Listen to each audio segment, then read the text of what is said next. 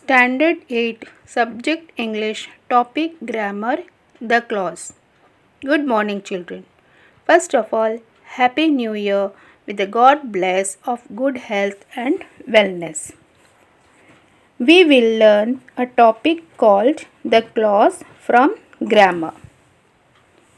Most of the times we are unable to say or talk about most of the things within one or two or few words. At least a sentence is needed to complete the matter. And this can be in one sentence or more sentences. But in one sentence, we may have one part or more than one part. For example, we returned home when school was over. How many parts are there? See, we needed two parts to know about our returning from school. One is we returned home. Second one, when the school was over. These two parts. When is the joining both the parts of the sentence.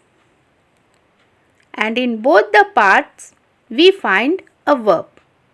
In first part, returned is the verb, and in the other part, was over.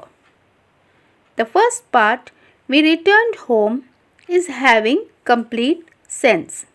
Here the subject we and the predicate returned home.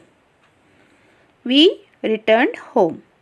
Subject and predicate putting together is called a clause. Other part of the sentence, when school was over, is also called clause. In this part of the sentence, we find subject and verb. Subject is school and verb is was over. And when is the subordinator?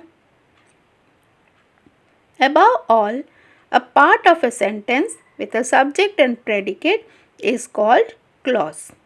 Hope you are following. We can study this clause into main clause and subordinate clause. For example, I saw a man who was dancing on the road. Now, in this example, we find two clauses.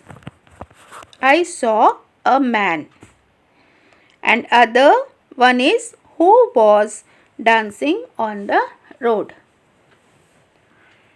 I saw a man.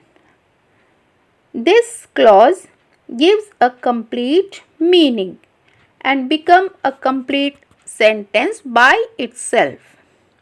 We need no more words to understand or follow it. Such phrase is called main or independent clause.